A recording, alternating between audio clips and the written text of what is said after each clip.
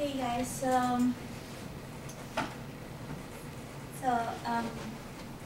we used to get our news from newspapers, right? But now we don't really use that as a source to like find out about the news, because who sits down in the morning and reads the newspaper now?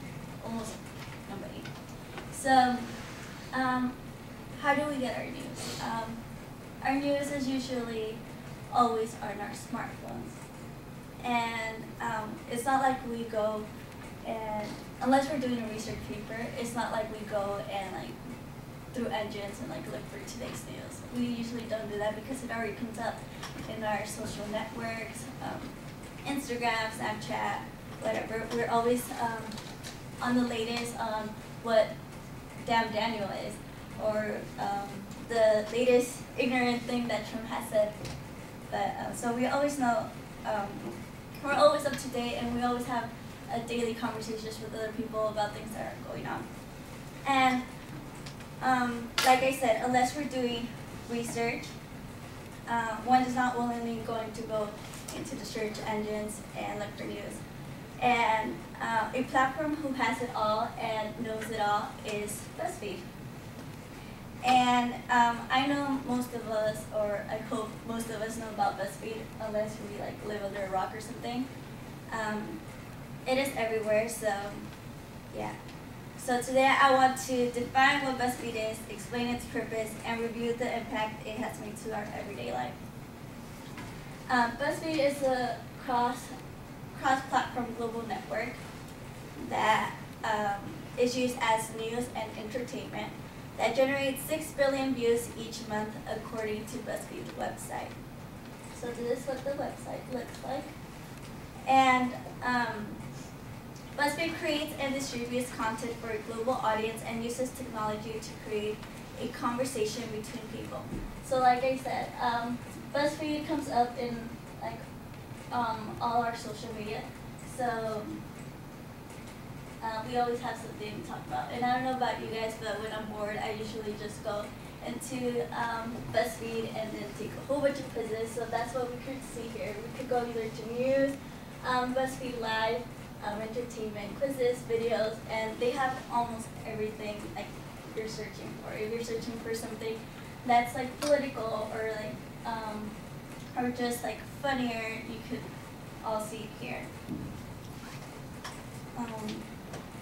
Jonah Peretti is actually, Peretti, is the creator of BuzzFeed. He came up with this idea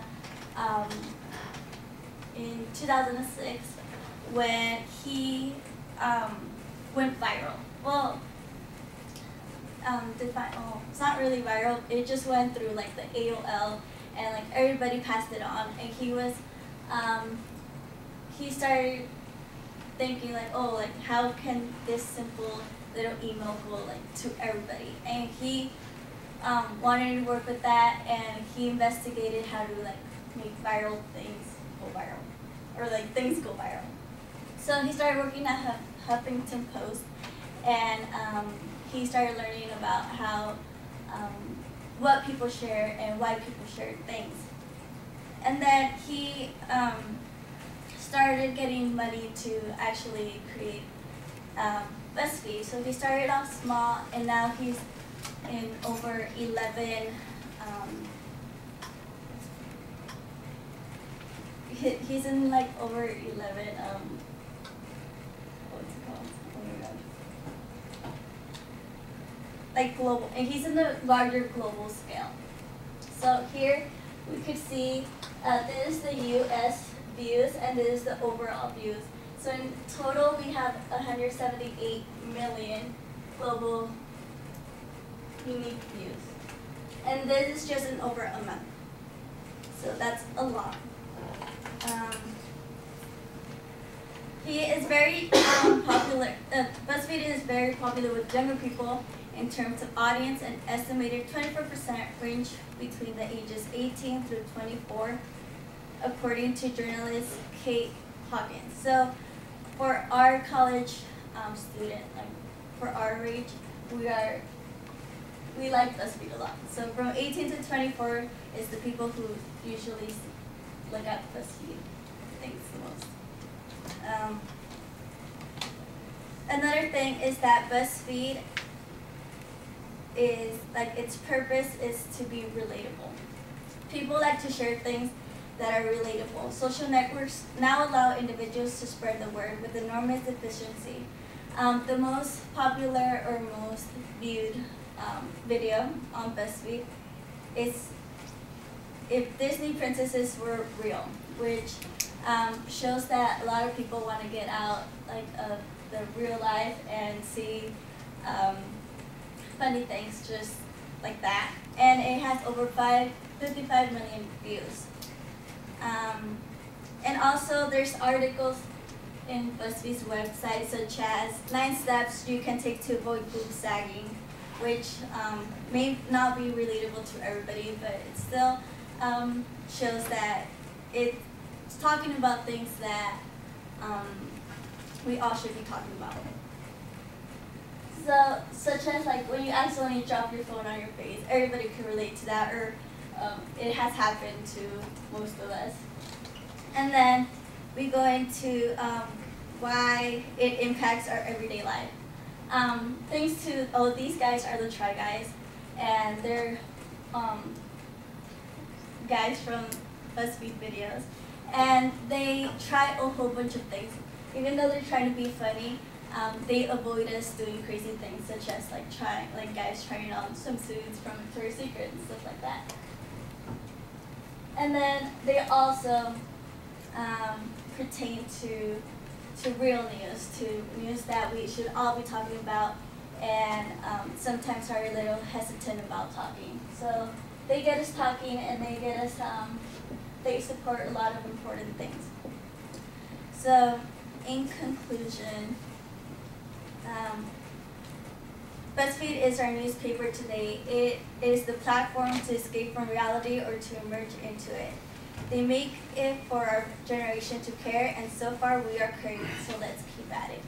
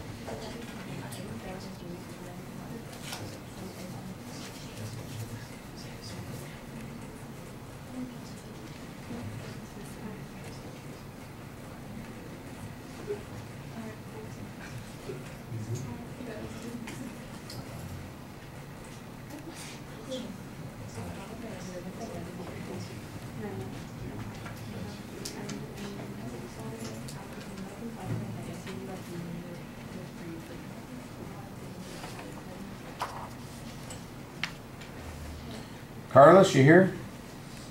Apparently not. All right, the opening is okay. I think it needs to go a little bit quicker. You're taking a long time to tell us that we don't read newspapers anymore. People just get their information online, and the fastest way that they get that information is by a news feed, and BuzzFeed is the #1 news feed in the world. Boom. Let's move to the topic. You know, you do identify the topic. Like I said, I thought it took a little bit of time. I'm still not sure what it is you're going to say about the topic. I think it was a little bit ambiguous there, and it needs to be sharper. But you've got a pretty good justification based on the number of views that it has and how popular and important it's become. I thought that that worked pretty well. I didn't hear a preview of the structure of the speech, and in listening to the speech, I didn't pick out any organizational pattern that was distinct and going to be easy to follow. It just seemed like it was random pieces of information about the subject.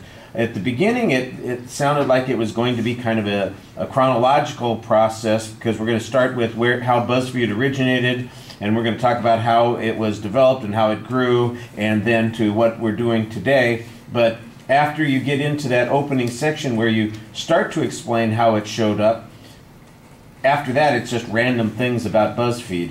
And in the section where you're talking about how it developed, it wasn't a very clear story. You've got this apparently the creator had an email that went viral. I mean, that was not very clear what happened.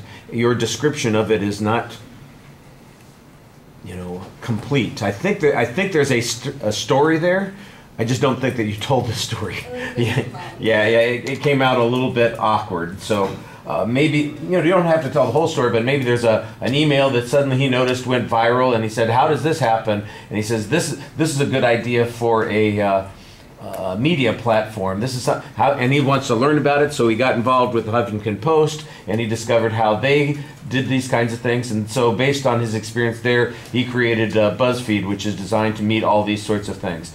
You know, it's not that complicated a story, but it needs to be a little bit more complete. It just felt like you were jumping around a little bit on those points. And then, like I said, afterwards, I think you've got a lot of information in the speech, but you need to have a plan for it. You need to tell us.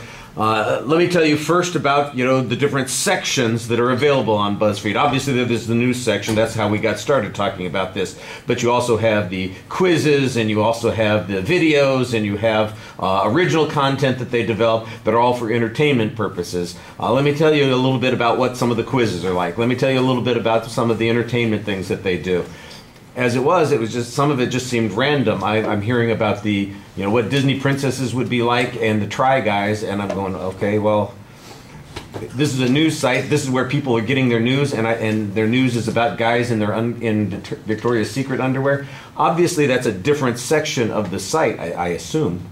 You know, I know BuzzFeed. I've been there, but I don't use it the way a lot of people do, so it's just kind of a random sort of thing for me, but...